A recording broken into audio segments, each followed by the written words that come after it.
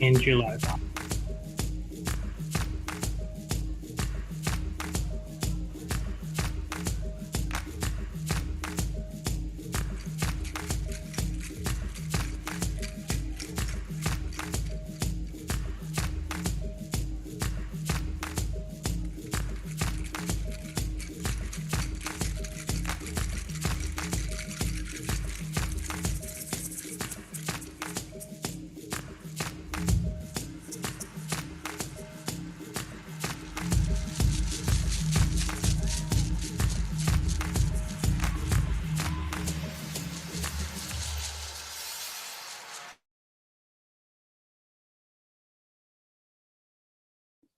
Welcome, everyone.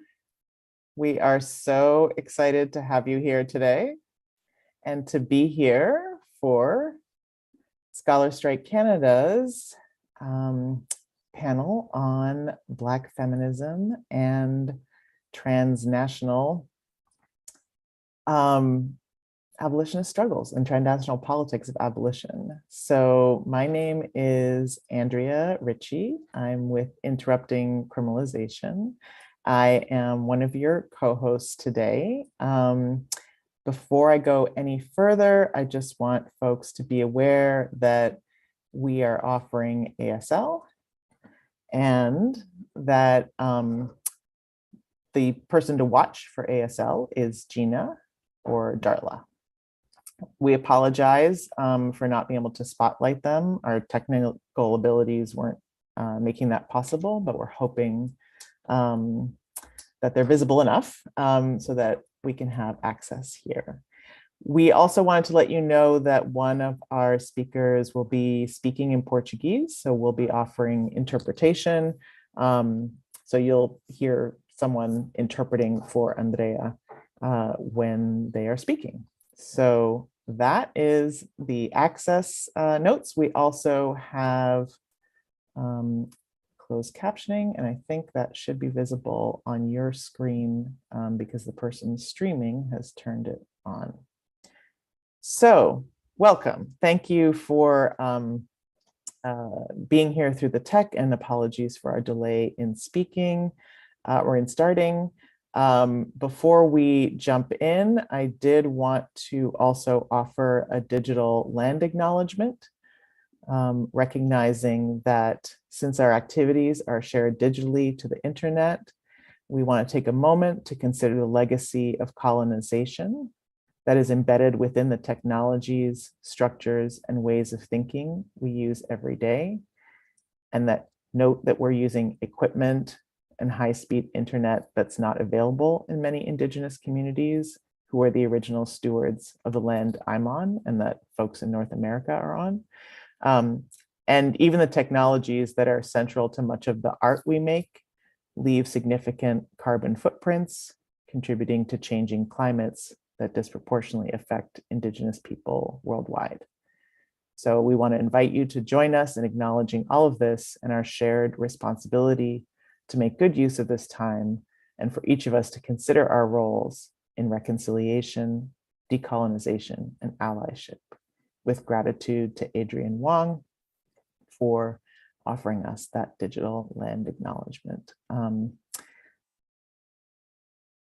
Well, let's see where we are in our plan here. So I wanted to, again, welcome everyone and just say that today's panel is part of Scholar Strike Canada's second major labor action, which features 2 days of virtual teach-ins by scholars, activists, artists, and students, and a day of action and gathering in Toronto, also known as Toronto in the colony known as Canada, called Reclaim Abolition Tour 2022 that's happening tomorrow. The strike was taking place starting yesterday in connection with March 21st, the International Day for the Elimination of All Forms of Racial Discrimination and Racism, designated by the United Nations, which commemorates the Sharpeville Massacre of 1960, when South African police opened fire on women, children, and men, killing 69 people and injuring 180 as they protested apartheid and the pass laws. Scholar Strike Canada was launched in September 2020 by Beverly Bain and Minsuk Lee, two longstanding comrades of mine and scholar activists and organizers, as a labor action to protest the brutality and killings of Black, Indigenous, and racialized people by police in Canada and the US, building on the 2020 Black uprising that took place not only in Canada and the US, but globally around demands to defund and abolish police, which has successfully disrupted mainstream acceptance of policing and has sparked challenges to its future that felt unimaginable only a few years ago. And you can read the full statement about Scholar Strike Canada at scholarstrikecanada.ca. For today's panel, I wanted to just kick us off by highlighting the fact that while abolitionist movements and organizing in the US and Canada and around the world have become increasingly visible over the past 2 years, the ways in which these movements are rooted in and informed by Black feminist histories and theories and praxis has been less visible. In the US, some politicians have gone so far as to attribute defund movements to privileged white communities, denying the leadership of Black, queer, and trans feminist politics, of Black women, queer, and trans people from Minneapolis to St. Louis, to New York and Los Angeles, to Toronto and to Halifax, sometimes right in our faces. And so defund and abolitionist movements have also been pitted against survivors of communal and interpersonal violence, when in fact they're led by Black women, queer and trans people who are survivors of multiple forms of violences of carceral states and global imperialism. And in some quarters, the movement has been framed entirely as a response to police violence against Black men in the US, when in fact, abolitionist struggles are not only deeply informed by the experiences of Black women, queer and trans people with policing in multiple forms, including through institutions of carceral states that are set up as alternatives to policing. And the movement has also been framed, has been informed by global struggles against militarism and imperialism in South Africa and Palestine, and articulating demands to defund police and military was in many cases advanced by groups advocating boycott, divest, and sanctions in those movements, which have inspired movements here in the US to do the same on our own occupying colonial forces, and that were also inspired by movements organizing for dual power rooted in the global South. And lastly, often people think that movements against the violence of policing in Canada and Europe are solely in solidarity with the US, when in fact they're responding to local conditions and feeding into a national conversation in mutual solidarity, but doing so from their own rooted political conditions and responses. So with that said, today's panelists who are joining us from the UK, Brazil, and the US with connections to France will eliminate the ways in which Black feminism shapes and informs movements to defund, demilitarize, and abolish police, prisons, and all forms of carcerality, and points us to futures rooted in liberatory Black feminist politic and practice of collective care. So with no further ado, I'm going to ask each of the panelists to introduce themselves with a visual description, lend acknowledgement if they're willing to offer one, and I will drop their formal bios in the chat and start by asking them to give a short introduction to their work with a reminder to please speak slowly for all interpreters, especially if folks are reading. And I'll model by saying, for instance, my name is Andreia. I go by she, but I'm fine with any pronoun. I'm with Interrupting Criminalization, an organization I co-founded with Mariam Kaba to interrupt criminalization. We are a Black-led, Black feminist abolitionist formation. I am a very light-skinned Black woman with curly hair sitting in a room with light streaming behind me and wearing a green shirt. and I am on the land originally stewarded by the Tongva and Gabrielino people, also known as Los Angeles. So I would invite all of you to introduce yourselves in that way or in a similar way before you let us know for a few minutes about the work that you're doing and how they're connected to Black feminist struggles, abolitionist struggles, and then we'll come into some questions about specifically how Black feminism informs this work afterwards, and also where you see tricks and tensions. So that's where the conversation's going, but let's just start by grounding everyone in the work that you do. And I will start us off with Andreia, who will be interpreted by Everton into this room. So you will hear Everton's voice, but Andreia is speaking. And I'll pass it to you, Andreia.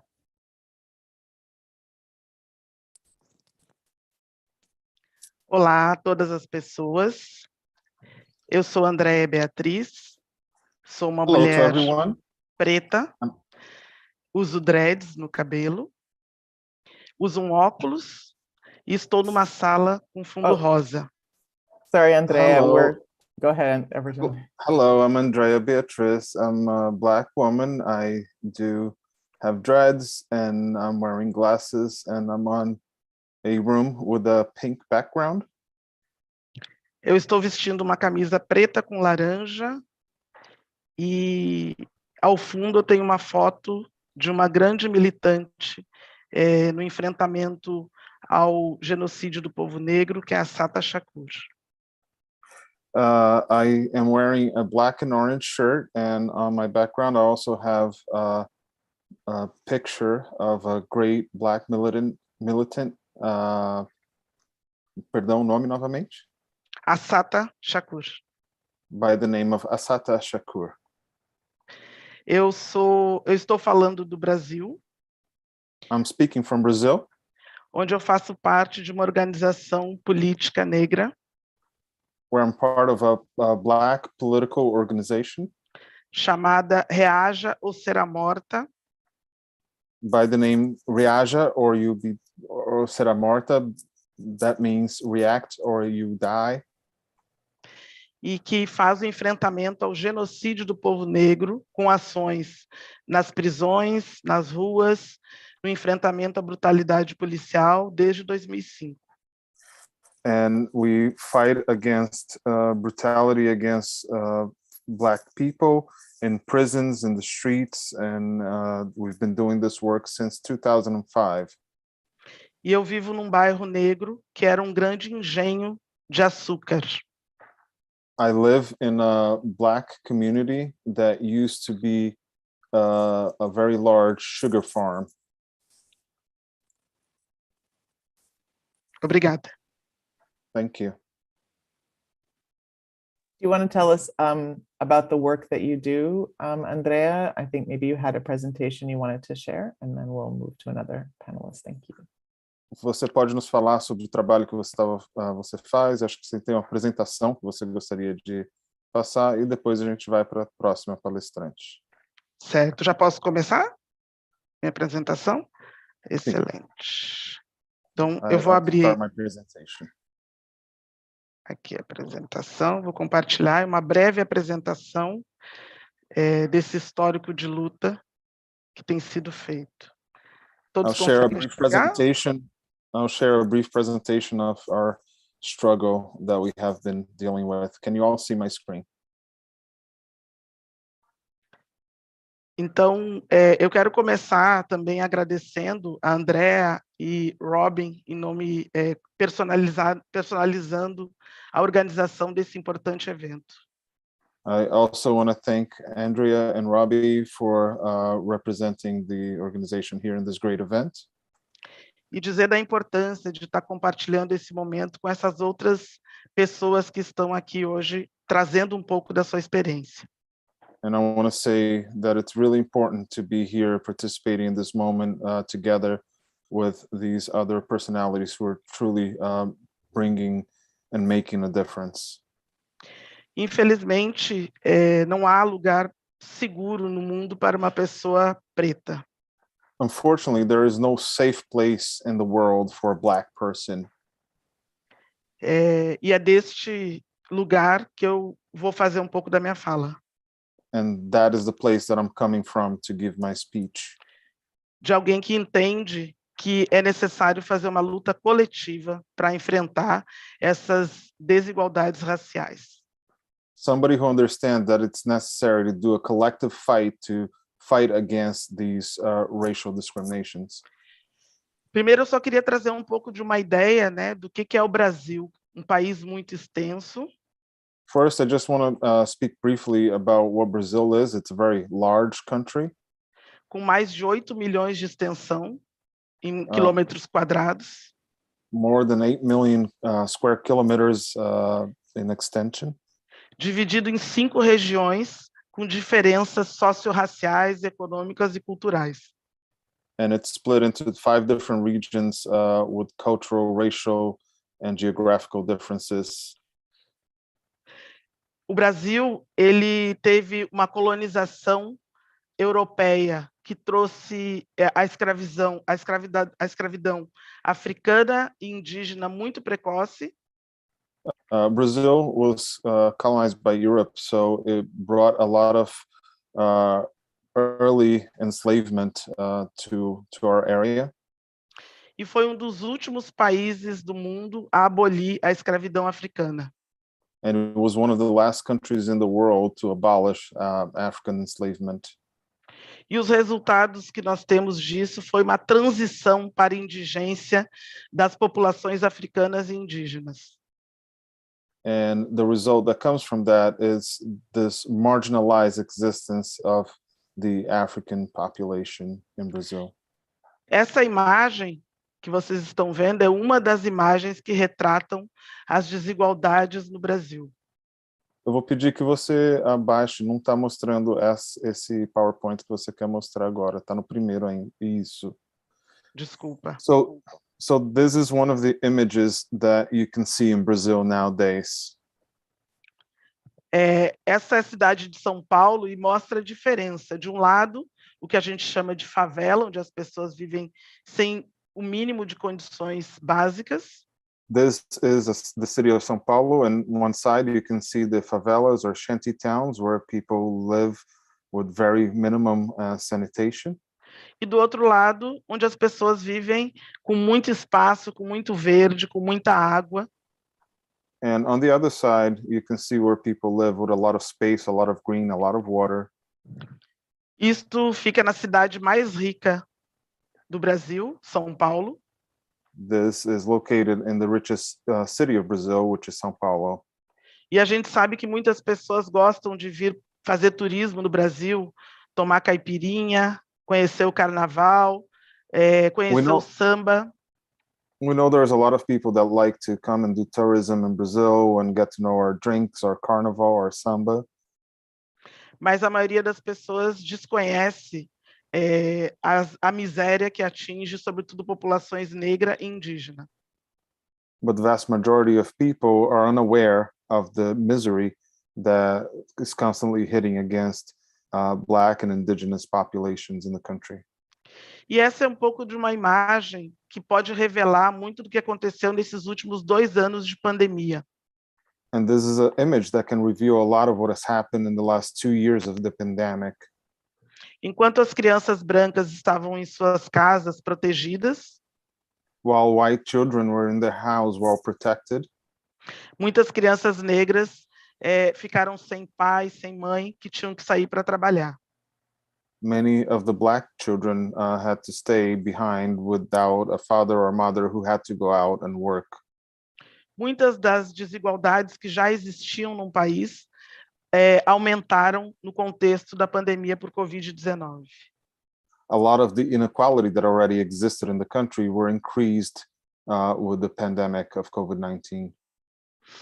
E eu quis fazer uma breve introdução, obviamente que a gente precisaria de mais tempo, mas como resultado nesse país desigual, I wanted to do a brief introduction. Obviously, we would need a lot more time to speak of this, but as a result in this country from this racism that we see, nós temos ódio racial antinegro. We have hate a racial hate that is anti-Black. Encarceramento desproporcional de pessoas negras. The arrests that is disproportional for Black people. Menos acesso à saúde, educação, cultura, lazer, alimentação saudável, emprego digno das pessoas negras. Less access for Black people in terms of access to health, education, culture, leisure, healthy food, and good employment. Ciclo de vulnerabilização e exclusão que leva a população negra ao que a gente chama de horror racial. A cycle of vulnerabilization and exclusion that really drives the Black population into what we call a racial horror. E algo que nós temos discutido, que nós chamamos de sequela, que atinge sobretudo as mulheres negras com maior impacto. And something that we have discussed that we're calling sequelae that is reaching especially Black women with greatest impact. O Brasil tem mais de 211 milhões de pessoas. Brazil has over 211 million people. Em torno de 52% são pessoas negras. About 52% of that are Black people. Em torno de 64% da população prisional é de pessoas negras.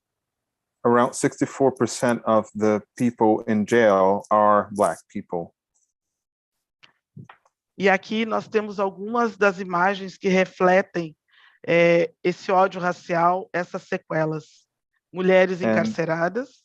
And here we have some images that reflect this racial horror and this sequelae. You can see women imprisoned. Aumento de entre 2000 e 2016 de 700% no encarceramento de mulheres negras. There was an increase from 2000 to 2016. There was an increase of about 700% in the imprisonment of Black women. E mulheres que têm seu direito a ter seu filho em casa negados, mesmo quando a lei garante. And these are women that have their rights denied, the right to have children at home, to bear a child at home. These are rights that they're supposed to have, but it's denied to them. Prisões superlotadas, sem a mínima dignidade humana. There are prisons there that are just simply overwhelmed without any human dignity in it. E ao lado é uma das imagens que reflete a brutalidade policial, como que a polícia militar trata sobretudo mulheres negras. And also you can see there next to the crowds in the prisons, you can see the picture of the police brutality against Black women in Brazil. E a compreensão que nós temos é que o impacto disso, sobretudo nas mulheres negras, ele é muito forte. São as mulheres negras que visitam seus familiares nas prisões. And our understanding is that the impact of all of this is very strong, especially on Black women. They are the ones who are visiting their spouses in prison. São as mulheres negras que mantêm suas famílias, na maior parte. It is the Black women who's providing for their family in the most part.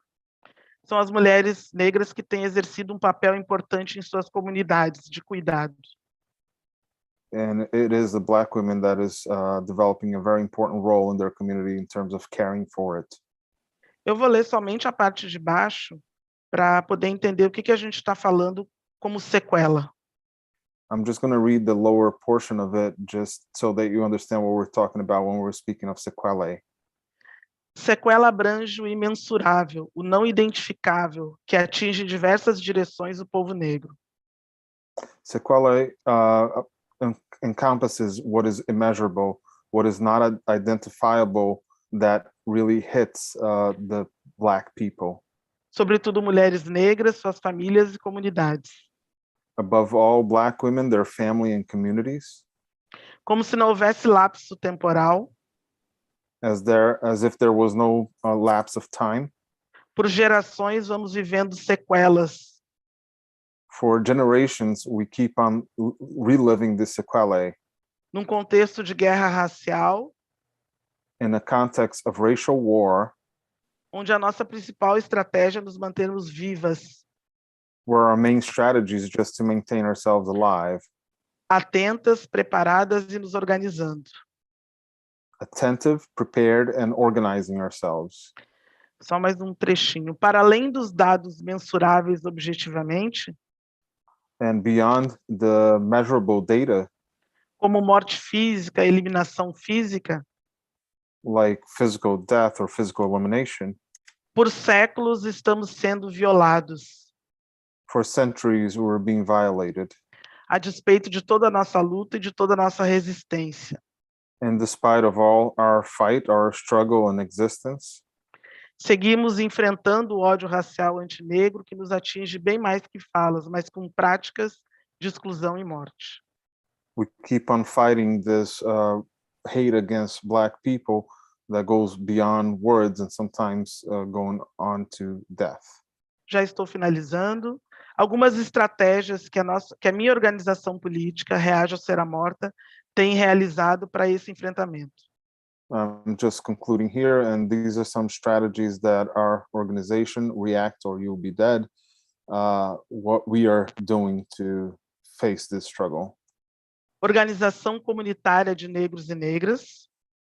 Community organization of Black men and women. Denúncia de chacinas aos organismos internacionais de direitos humanos.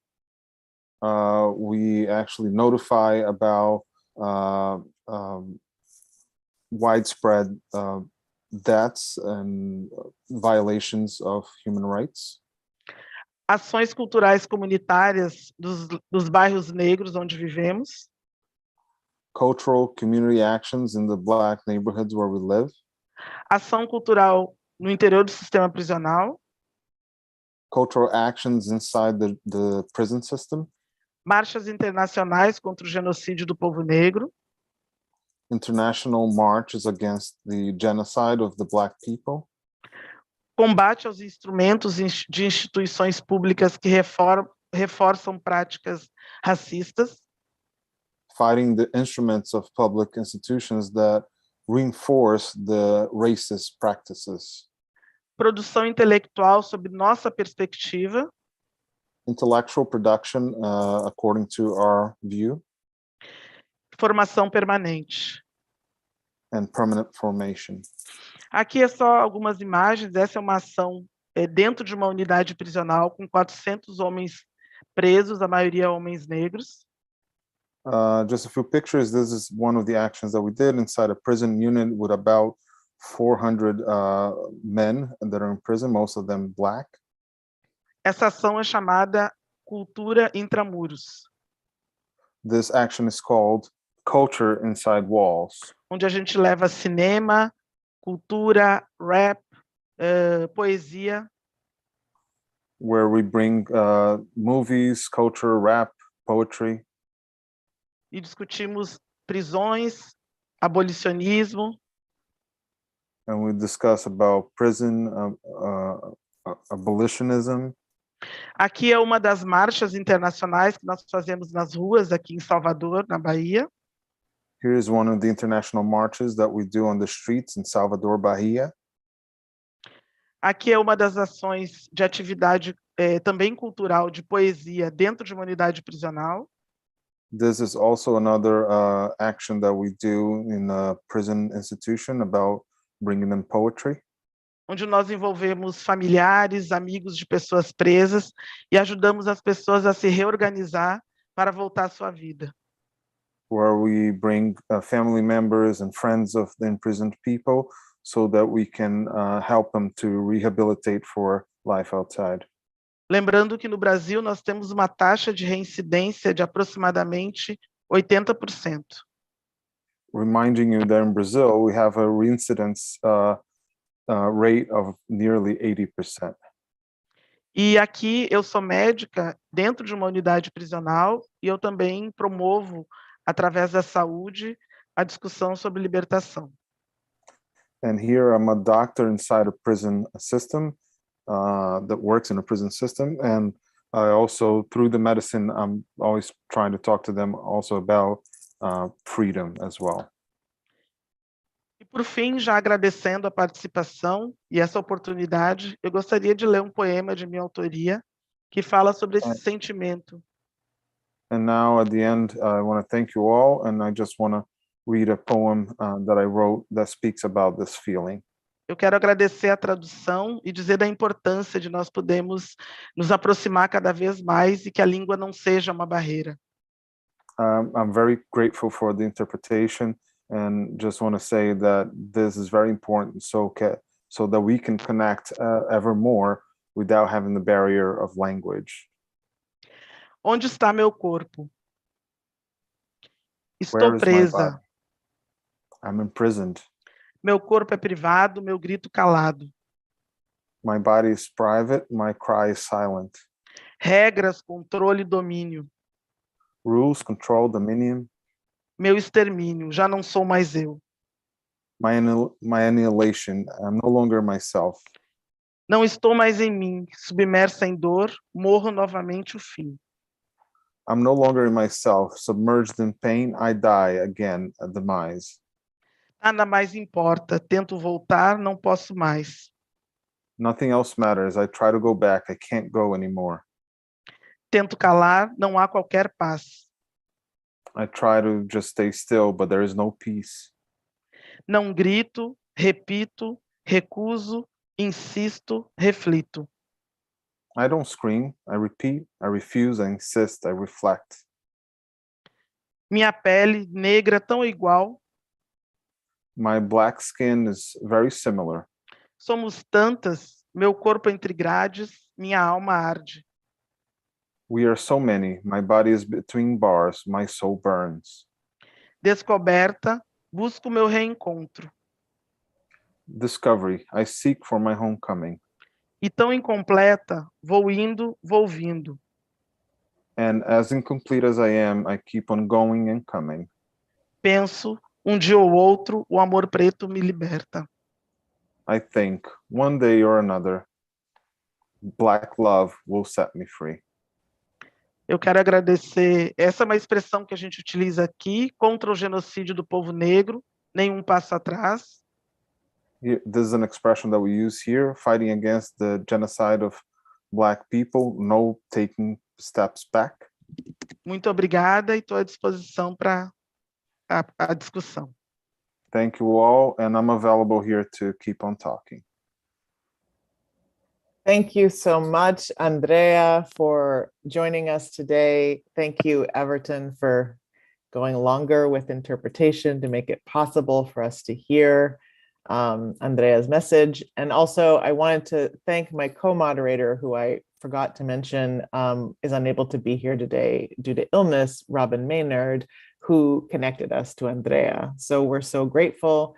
Many of you will recognize themes in Black Brazilian folks, women, queer and trans people's struggles that we face around the world, and will also recognize Black feminist principles in what Andreia was describing as a form of resistance. So we will now move to the UK, where we will hear from Shanice McBean, who will talk about the work of Sisters Uncut, and then we'll move to abolitionist demands and organizing in the UK, and then also to the ways in which folks are organizing around drug policy in the UK and internationally. So we're going to do a survey of the UK, starting with you, Shanice, and I will drop your bio in the chat, but please introduce yourself, describe yourself, and tell us about your work.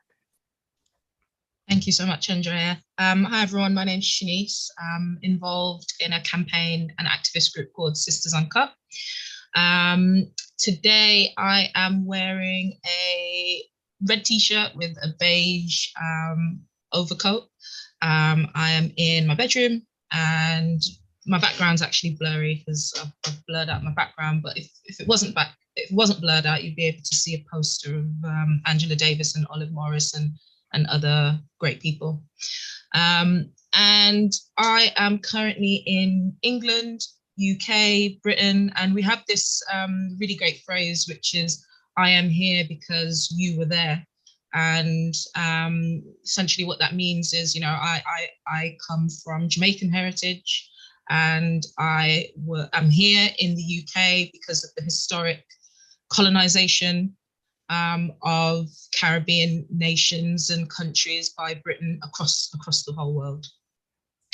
So, as I said, I'm from the campaign and activist group Sisters Uncut, which focuses on, or at least at the beginning, focused on cuts to domestic violence services. And I guess the reason why we as an organization are now part of the conversation around abolition is because of the journey that we went on as an organization over 8 years. So I'm going to talk to you guys about that journey. So Sisters Uncut, I got involved in 2015. The organization was founded in 2014. So I've been around almost from the inception. And the group started off as a feminist direct action group that was fighting cuts to domestic violence services. And you have to remember, in the UK at this time, we're not too long after the 2007 financial crash. And the state's response to that was austerity, shrinking the state and blowing up the private sphere. And part of that was defunding services that were vital to our communities, including domestic and sexual violence services. And I think at the time, we always had an intersectional approach. So we always recognized the disproportionate and particular vulnerability of Black women and working class women specifically. If you look at the economy from an economic perspective, austerity has a disproportionate impact on Black and working class women, on migrant women, and that economic vulnerability makes people more vulnerable to domestic and sexual violence. The housing sphere is the same, the destruction of social housing in the UK in favor of a privatized housing market, again, has a disproportionate impact on women, making it harder for women to leave abusive situations. But again, that double-fold disproportionate impact on Black and working class women. Then you've got the particular context around like migration and what we have in the UK called no recourse to public funds, which is the fact that migrant women often don't have the ability to claim benefits and claim welfare in terms of kind of housing and income from the state, making women, again, migrant women, Black women, more vulnerable to domestic violence. And then finally, the just general cuts to welfare, again, decrease women's capacity to leave violent situations. And at the time, we had this kind of intersectional analysis, but our overall analysis of violence in society remained at that kind of individual lens of male violence against women that takes place in the domestic and home sphere. And we understood that that was impacted by the state, but I think we almost imagined the state as a kind of separate outside influence, and that analysis developed as our work changed and developed. So I think the fact that we recognize the particular vulnerability of Black and migrant and working class women, that took our direct action and that took our activism to key sites of struggle that helped us develop our analysis. So to name a few of those, there was the occupation the Sisters Uncut did on a council estate in East London around the question of housing and the fact that destroying social housing leaves women who are already excluded racially from society and from the economy more vulnerable to violence. And through that activism, we met these women. We already were these women, but we were able to organize with these women and have our analysis of the world shaped by the work that we were doing. Our work also took us to detention centres, in particular Y'all's Wood. So Y'all's Wood is an infamous detention centre in the UK. It's a women-specific detention centre where migrant women have been locked up for years. And we're talking women who have often been fleeing violence, fleeing political violence, fleeing violence because they're queer and LGBT, and fleeing violence from men in their home. And they end up then being subject to the violence of the state in these secluded, hidden away institutions where people are, prison guards and detention officers are empowered to coerce and control these women in incredibly vulnerable and private spaces. And then the final place where our activism took us is to the prison system and our occupation of Holloway Prison. I think it was in 2016. And the motivation behind that was Holloway Prison no longer exists, but it was interesting in the fact that it was a women's specific prison, and it had within it a lot of women's specific services that we felt were vital for women being able to leave cycles of violence. It's quite complicated in one sense, because it was a women's prison and we are abolitionists and we say no prisons. But at the same time, this particular prison did house within it women's services that were vital to women in that community. And so we recognized the fact that the government and the state's plan to close that prison wasn't an abolitionist project, but was actually a project of austerity, a project of further public funding cuts. And they destroyed those women's services and didn't replace them. So the destruction of Holloway Prison was framed as, we are, prisons can be violent and we're taking women out of, this particular prison. But actually, it was an agenda of austerity. And then that particular struggle also took us to the story of Sarah Reed. And Sarah Reed was a Black woman who ended up being killed in Holloway Prison. She died as a result of the systemic neglect that she experienced. So it was this work that kind of shifted our lens away from just the idea of the particular vulnerability of Black and working class women, and more towards the fact that the state itself and its institutions, the police, detention centers, local authorities, are themselves violent institutions. So they're not these kind of outside influences that then make individual violence in the home more possible.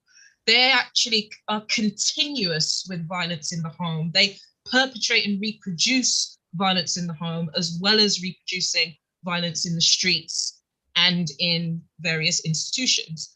And so it was the kind of influence of Black feminism.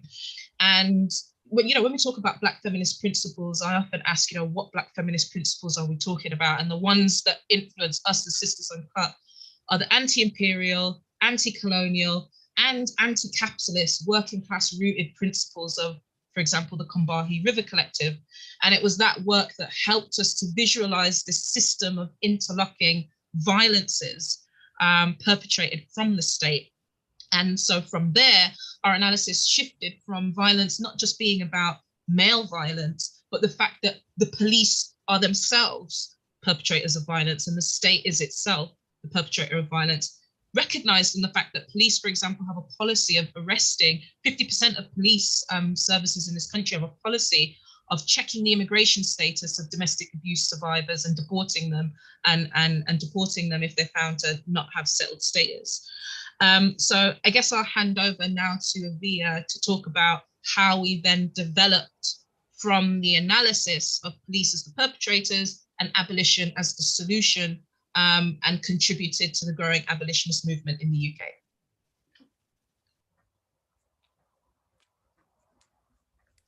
Hi, my name is Aviah. I am an organizer with Sisters Uncut, as well as an organization called Hackney Cop Watch, a very new organization that I'll kind of, in my presentation, try to give an impression of, as Shanice said, the sort of story arc from Sisters Uncut organizing to Cop Watch organizing and in communities. To say a little bit about what I look like. I'm a light-skinned Black woman. I have very dark purple box braids, although I'm not sure the purpleness is very visible. And I'm in a very messy study / everything room where everyone in my flat keeps all of their stuff. And I'm wearing a brown Adidas, I think you call it Adidas, top with orange stripes. So yeah, as to kind of follow on from what Shanice was saying, Sisters Uncut like shifted and went through a process of you know, building consensus around abolitionist goals, which itself was quite a difficult and lengthy process. You know, Sisters Uncut is mostly made up of survivors, if not totally made up of survivors of domestic and sexual violence, and there were really differing like feelings and views on like what it would mean to kind of completely divest from the police and the state in our response to gendered violence. But over quite a long process, we built up that understanding that, you know, that investment in those structures was ultimately harming us. It was harming our communities, particularly communities of color, particularly poor communities. And as Shanice was explaining, the most marginalized survivors, so migrant survivors, Black survivors, were actually being criminalized, not being supported. And it was in the context of over a couple of years of organizing around abolition and around prisons and criminalized survivors, that, you know, over the last year, Sisters Uncut has been involved in a growing abolitionist movement that kind of emanated out of the Sarah Everard case. And I'm going to give a bit of an impression and explanation of what's been happening over the last year around sort of these concepts and ideas. But a year ago this month, March last year, Sarah Everard was kidnapped by a serving Metropolitan Police officer. And in the wake of her disappearance, a group called Reclaim These Streets formed in the area where she was kidnapped, because police advised women to stay at home when the person responsible for her disappearance was still at large. And in response to that, you know, they wanted to hold a vigil in the name of Sarah Everard, but also to kind of stand up to the police sort of imposition that women should curfew ourselves in order to manage gendered violence. The police did everything within their power to stop that vigil from going ahead because it was during COVID lockdown, and they interpreted that as outside of the restrictions as a protest. It went all the way through the court, and they still refused essentially to facilitate that. Reclaim These Streets decided on the day of the vigil to not go ahead because they were afraid of the police response, and Sisters Uncut had long said that we would attend anyway. We did attend. We thought it was extremely important to not obey police orders, especially in the context. By that point, we understood the person who had been arrested for Sarah Everard's disappearance was a serving Metropolitan Police officer. We thought it was extremely important and actually would have been dangerous not to have attended. And lo and behold, the police initiated a violent crackdown against the women in attendance, arresting a number of people. And the kind of shock around that kind of, you know, led to this moment of reckoning around policing and gender and women in Britain, the like I don't think we've ever seen before. And mainstream voices and outlets were now, and still continue today, to question the role of policing around gendered violence, the role of policing in relation to women.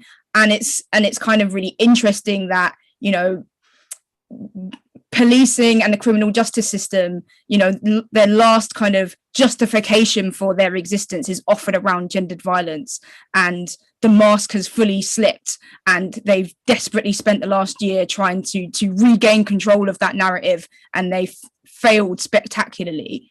And we felt it really, really important to forward abolitionist, feminist understandings of what is going on there, why this is happening, and what the alternatives are to using and relying on the police. We thought it was important to pivot this attention to an authoritarian policing bill that was due to be heard in Parliament just a week after the vigil. The Police Crime Sentencing Courts Bill, which would bring in measures against protest, directed also other measures directed at Black communities around suspicionless stop and search and youth violence, as well as Gypsy Roma traveller communities. It's a huge bill, unusual in its scope. And we thought it was important to pivot the attention around Sarah Everard to the aid that the police were being proposed to get more powers, but also the communities that usually face the most disproportionate levels of police violence. Over the last year, story after story has emerged around policing and their role in misogyny and in gendered violence. These stories were actually available before this incident and before this happened, but it's interesting that the media is now really interested in police officers who domestically abuse their partners, police officers who use their position to sexually assault victims, often domestic and sexual violence survivors, as well as sex workers is often their kind of modus operandi when it comes to abuse. And so there's just been story after story after story. And I kind of wanted to finish on kind of explaining the situation as it is now. But, out of this, Sisters Uncut has supported cop watch groups to be set up in local areas as people have become more and more interested in essentially withdrawing consent from policing and essentially making the proposed bill, policing bill, ungovernable at the street level, at the community level. And so cop watch groups have set up all over the country that Sisters Uncut has been involved in supporting. These groups, the cop watch groups, are open to anyone in the community whatsoever. The reason why they, got set up was it emerged that, Wayne Couzens, the police officer that killed Sarah Everard, used his police powers to carry out her kidnapping in front of witnesses who thought that, because he was a police officer, that was completely acceptable and did not intervene. And so we're trying to build up this community level resistance to policing and understanding of what you as individuals and as community members can do to resist that. I just want to finish on some organising that, so I'm based in Hackney Cop Watch, which is in East London. And, over the last week, it has another case of police violence has emerged with the case of Child Q. Child Q is a Black child who was strip searched in school because her teachers claimed that they could smell cannabis on her. It was a particularly horrific incident of gendered abuse of a child, a young teenager who was on her period during the ordeal. And Hackney Cop Watch, kind of really, it was important to, understand this as a form of gendered police violence, but also racist violence from the police. And I think it's really important to keep that central. We held a protest last week and had community members speak, and also young people and young children. There has also been a wave of protests in schools, at the school in question, but also other schools, resisting the criminalisation of childhood and resisting police violence in their schools. And so, I kind of wanted to finish on that is an ongoing project. We're building a coalition against criminalisation of children in schools at the moment in Hackney, and it feels like we're right in a sort of the middle of this kind of perfect storm of like all of these different elements around gendered violence, police violence, racist violence coming together, but a really huge wave of resistance, which is exciting to see that level of resistance kind of happening at the moment. So I'll finish there.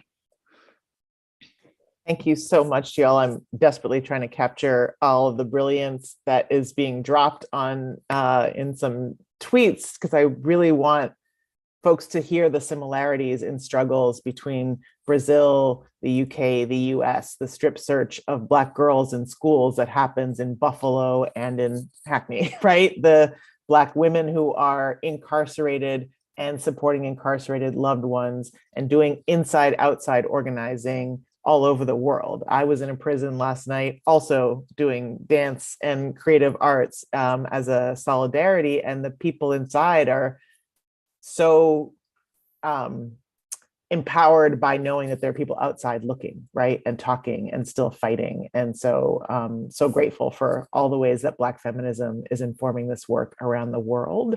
I want to come to Imani to talk about resistance, particularly to the war on drugs, which has been such a primary point of criminalization in all of the places that we're talking about today, and how resistance is happening from a Black feminist place in the UK and globally. Thank you. Okay, I'm Imani Mason-Jordan. As a visual description, I sat in a chair in front of a bookshelf and some plants. I have glasses on. I'm a light-skinned Black person with short, dark, curly hair, and I'm wearing a grey shirt. I'm going to speak from the perspective of my role at Release, which is the Centre of Expertise in the UK for Drugs and Drug Policy. And I think it kind of moves really nicely from what Shanice and Aviah were saying. And firstly, I just want to say that, without Sisters Uncut, or because of Sisters Uncut and the protesting and the work that you both have done and your fellow activists have done around specifically educating and kind of upskilling and capacity building of people's ability to be involved in these protests and this organizing on a level of theory as well as practice has been really impactful to me and to many other people. So it's sort of from my experiences with you guys and other organizers in the UK that I kind of come to the theoretical place that I am right now. And so I want to speak to abolition, Blackness, and feminism as things that are global in theory, scope, and practice. So each have shaped my understanding of how we get free, of my relationship to my body, to consent, to solidarity, and to the politics of innocence, and to the all-encompassing violence of carceral, colonial, capitalist state violence. So I will frame the war on drugs now from this place. So the war on drugs is a global commitment made by states, institutions, civil society, and individuals to eradicate the production, supply, and use of controlled substances, presented as a moral obligation by governments and the people that run them to enforce a drug-free society. But it has consistently failed at its own stated goal of eradicating drug use globally. Prohibition has had little to no sustained impact on rates of drug use nor on supply. In a review of its own 2010 drug strategy, the UK Home Office described the illicit drugs market as resilient. So even the government knows it's not working. In practice, the war on drugs reproduces its own set of harms through various forms of criminalization, stigma, and discrimination. Drug policy is used as a key mechanism for racial and social control within society, causing immeasurable, widespread harm in a myriad of ways. Drug policy is a key tool of the state in broadening the capacity and size of carceral geographies, playing a key role in incarceration, deportation, school exclusions, joblessness, homelessness. The state's organized abandonment of people and communities. Much less to do with controlled substances themselves. Drug policy is animated by moralistic politics, stigma, discrimination, and carceral, colonial, capitalist state violence. But what if the war on drugs is not actually failing at all? This is a framework for understanding oppression that I lean into. What if, instead of understanding our violent, discriminatory system as broken, we begin to understand it as a well-functioning whole? If we look at how the system is built, how all the machinery works together, and what that system is built to produce, the war on drugs seems an all but entirely victorious commitment to maintaining state power, capitalist accumulation, and social inequity. If the system itself is a well-oiled machine that consistently reproduces harm, regardless of who is working it, we can see quite rationally that it doesn't make sense to keep using the same system if our goal is to reduce harm, or rather, to stop reproducing it. This kind of perspective helps us move beyond individual blame to develop more nuance in our critique and to take into account as broad a context as possible. That which understands the singularity of specific experiences whilst not collapsing collective responses into singular issues. So, people of all genders experience the violence and harassment of law enforcement in relation to drug use in their everyday lives. Conversely, people with marginalized gender identities experience specific forms of gendered harm whether or not we use drugs or are directly impacted by drug laws. In effect, women and gender non-conforming people are at risk of gendered violence whether or not we use drugs, while the stigma and discrimination leveled at people who do use drugs means that we are often turned away or further harmed in supposed places of safety. Our relationship to punishment and our relationship to white supremacy and anti-Black racism also intersect.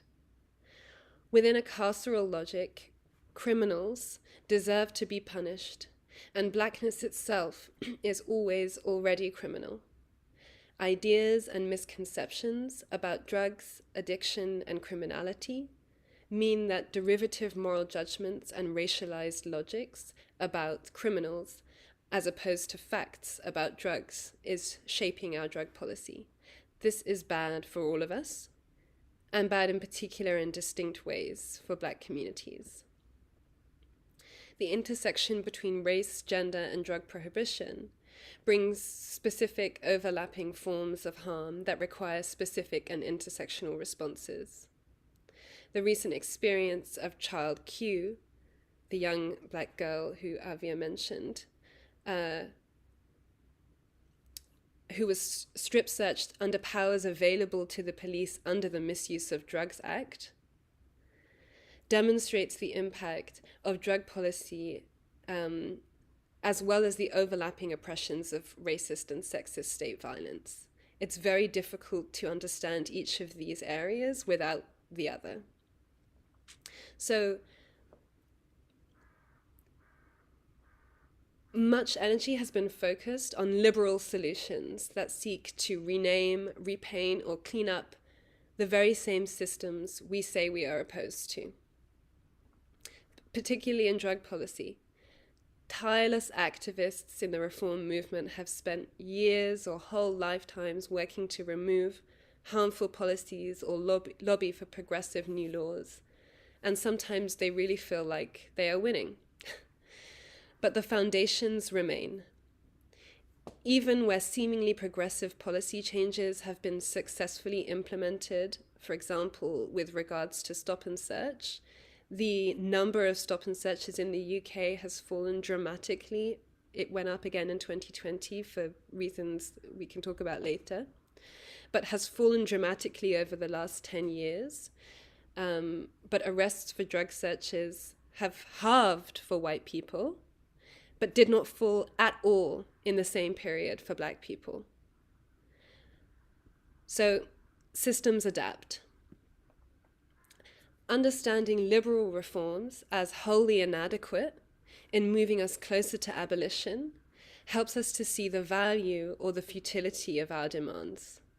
When we are able to locate such reforms within a strategy of carceral or police humanitarianism, to use a term from Ruth Wilson Gilmore, we are better able to recognize when our efforts for reform are doing more harm than good. And I want to quote Gilmore here: carceral or police humanitarianism, hold on.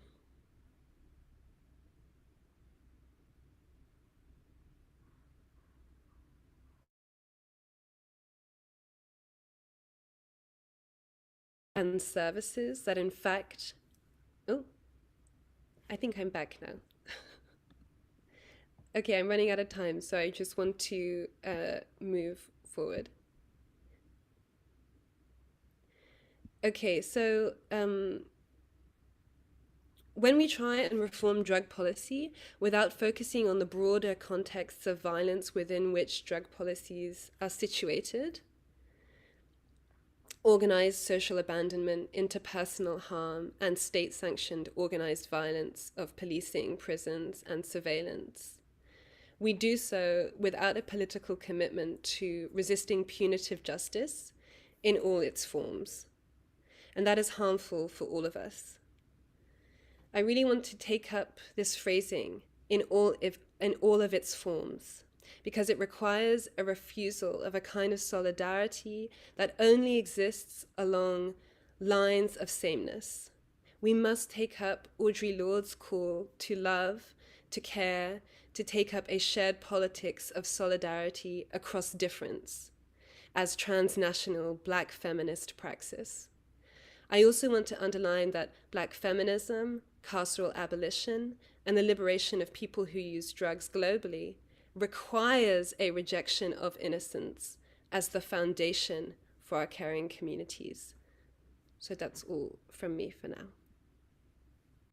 Thank you so much, Imani. I appreciate the situation of, and particularly the challenge to reform, which Black feminism offers us an analytic to resist the ways in which we could go down a road that simply reinscribes and, as you say, renames and simply reshapes. I mean, reform, as Mariam Kaba points out, is a word that says we're just going to make it again in a new shape. So I really appreciate the ways that you pointed us to how Black feminism offers us tools to analyze that. So thank you. Last but certainly not least, I wanted to introduce Fania Noel, who comes to us from the New School in the US and brings us news of Afro-Feminist struggles. Take it away, Fania. Hello, thank you for having me. I'm Fania Noel. So I'm a former member of the Mwasi collective, who was I think the largest Black feminist, Afro-feminist collective in Western Europe. So I'm actually, for my description, actually have a big jumbo and really long bread, have a flower shirt, and I am in my living room with the plant in background and a big poster from the first Black Feminist Festival, European Black Feminist Festival that Mwasi organized in 2016. And who we had be prosecuted by the Paris mayor for it. So I keep the poster. In context of France, here, what I want to talk about is more likely a politic of back and forth when you are in a context where race doesn't exist and color doesn't exist, like France, as everyone knows, with a long history of color blindness. In context of France, the first move from Afro-feminist movement was about to push a political existence inside the social movement and to be seen as a separate political movement inside the social movement.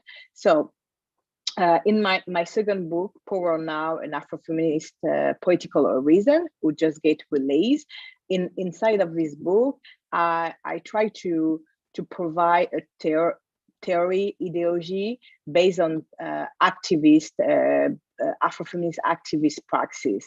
And I use news item to analyze how policing, incarceration, and misogyny noire are entertained in France, where we don't have a public discourse about race, or the public discourse about race is about that race doesn't exist, and it's around moral panic about so-called racialists, so meaning anti-racist people, anti-racist activists who asking about racism. So the back and forth politic as an Afro-feminist is to push for an understanding about what prison abolition, police abolition is it. Because we can yet engage against the state, because as I say, France is really centralized. It's a really centralized country. That means that not like in the US, you can't, the police budget is not voted in the local level or regional level. It's voted in the National Assembly, and is voted by it's proposed by the government. So more likely you can push on your senator or deputy to not vote the law, but have the president, more likely have the prime minister, and more likely have the majority in parliament.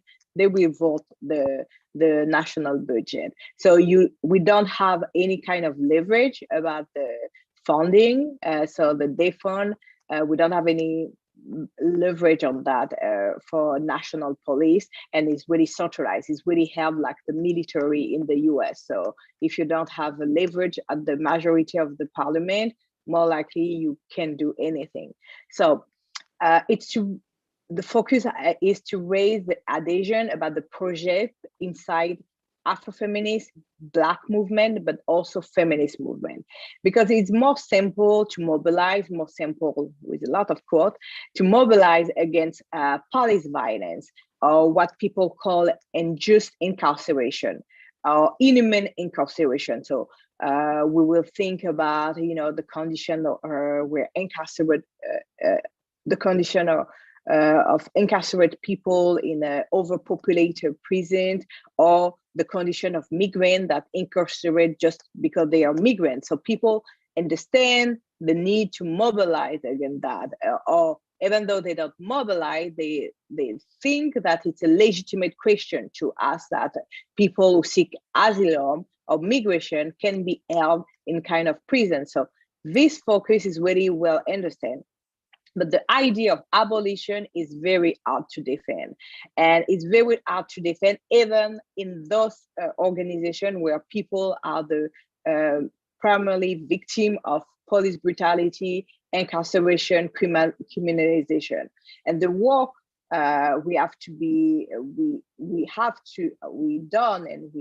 do inside both feminist movement and anti-racist at large Black movement, are, for example, as my camarade Nabin Toumendi, who is in charge of the Mwasi Commission of Police, Prison and Justice.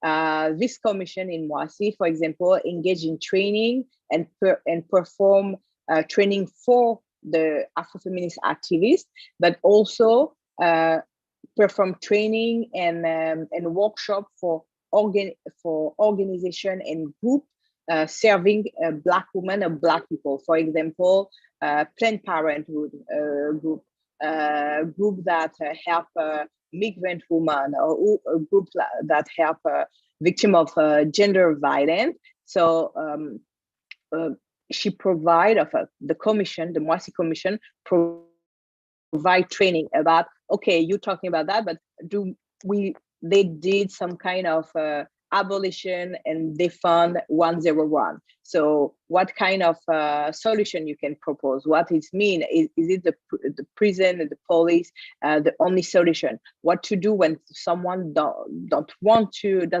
go to police due to the documented statute, because it's dangerous for that. What to do when you go to the police and you are victim of kind of harassment by the police is really a comment.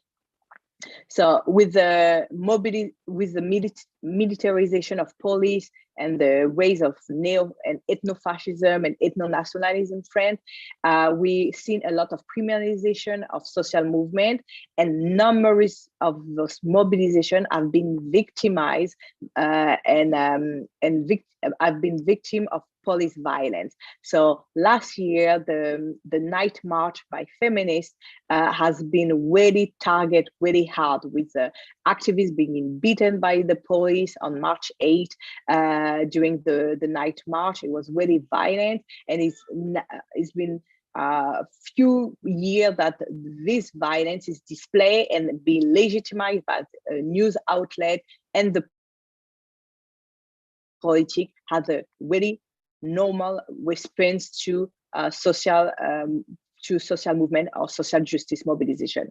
A back and forth analysis. It's analysis around the way police and justice do not process racist or patriarchal violence, the way men and sometimes high figure men has minister, for example, the Homeland, I think it will be the equivalent of Homeland Secretary. So the Ministre des Affaires étrangères, the one who take charge of police, etc., have two cases of violence, of sexual violence against women, but nothing happened. Film director like Roman Polanski, of actor like Gérard Depardieu, get away with the connivance of media and politics. So we have also to provide support, emotional support, but also kind of political support for those who want to go with the prosecution.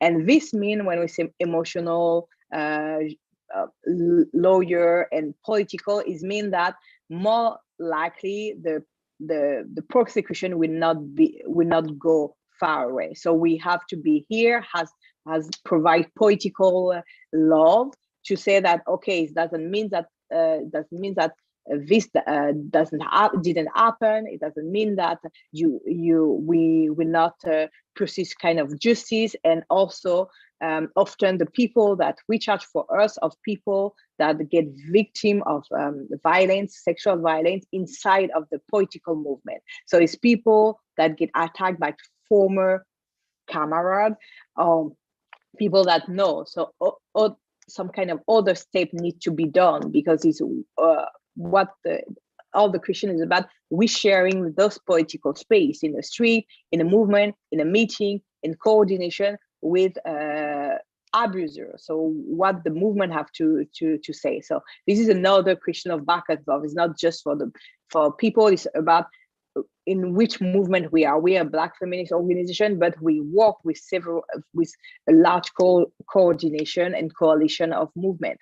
But in the meantime, we have to make sure that our stand about police and prison are clear by pushing for experimentation of community self-defense. We really, in every Nyan Sapo festival, in every kind of event we organize, we try to put some self-defense course, so community self-defense, transformative justice, and mobilization against every new law for more policing or incarceration. For example, we were among the few feminist organizations to stand against a project 3 years ago to criminalize street harassment, because the minister, the secretary of equality, man-woman equality, who is a really not a feminist at all, proposed this new law to criminalize street harassment. But what about the harassment that we are under with institution, when our family asks for paper for permanent residence, the harassment in work, the harassment in police station? So this proposition of criminalizing street harassment was really a kind of dog whistle, a kind of appeal to a racist mind, say, yeah, the street harassment are for the men who are in the street, and which men has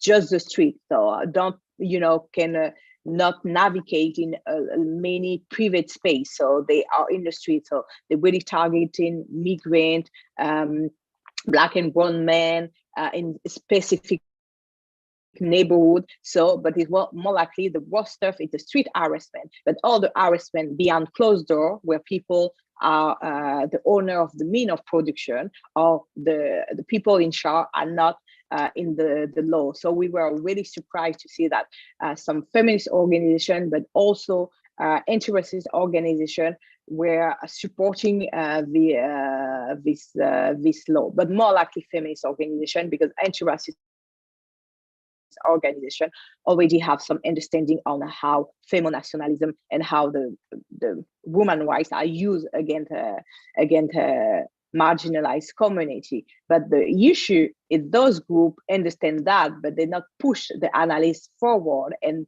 make that the patriarchal violence that Black woman and Black gender minority are victim inside intramural of the community, personal, familial, political community, has to be silenced to protect that. So we have to do the back and forth and say, yeah, we now have some instrumentalization of that, but it doesn't mean that it doesn't exist.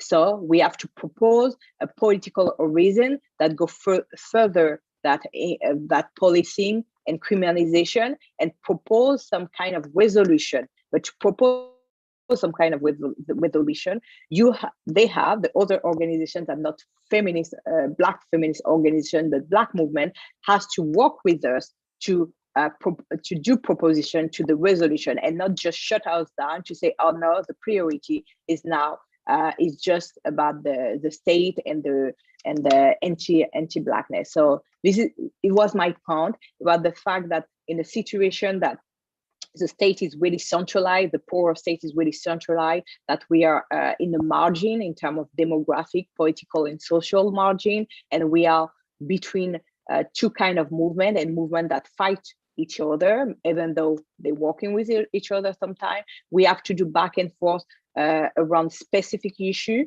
for Black women and the Black gender minority, and more large issue around Black people and Black movement in general, but still with our Afro-feminist core value to protect our core demographic, but also to seek a new way to find justice in the short term, when people want to have some justice in the short term, and also in the long run, and what we gonna do the day after the end of the world, and what we can propose for that.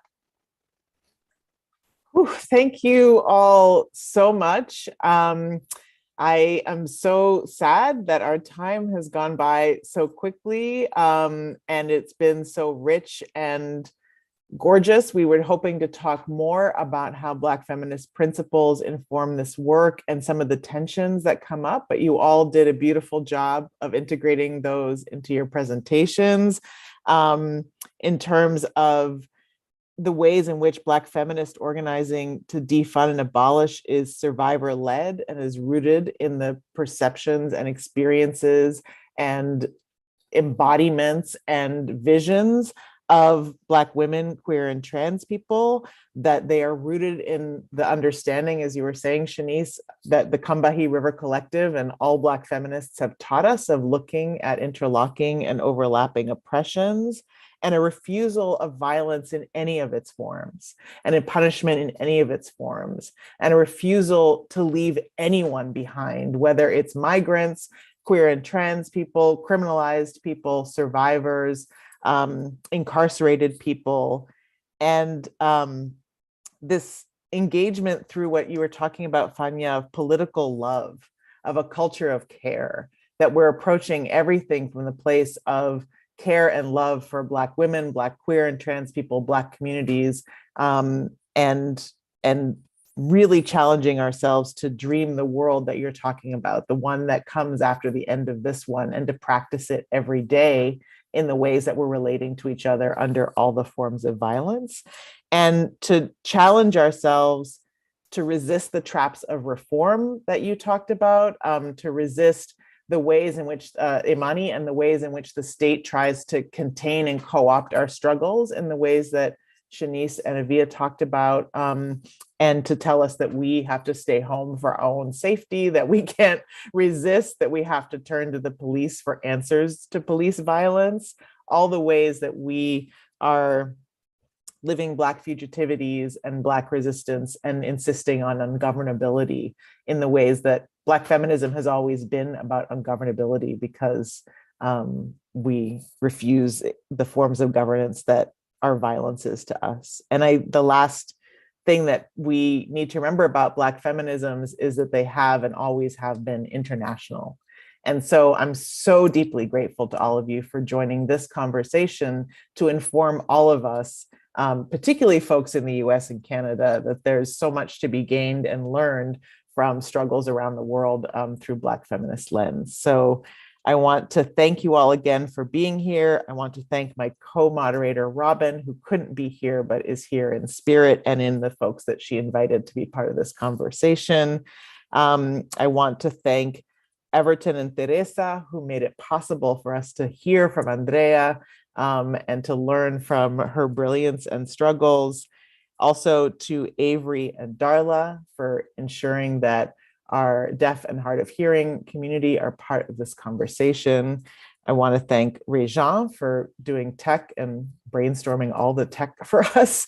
And I want to thank my comrades at Interrupting Criminalization for co-sponsoring this event, and Beverly Bain, a longtime sisterin and comrade, and someone who taught me my first Black feminist class, literally at the Toronto Women's Bookstore. Beverly Bain taught me my first Black feminism class, where I read On Violence Against Women by Angela Davis, which was what shaped the analysis for me of these issues that we are talking about today. So I'm grateful to her and Minsuk Lee and all the organizers at Scholars Strike. And I think that's all the time we have and all the acknowledgements I have, but thank you all for being here today. Please, everyone, Google, read up on, follow on Twitter our panelists' work. They are so deeply brilliant and have so much to offer our movements to defund, demilitarize, and abolish police. Thanks for joining us today. Thanks for being here.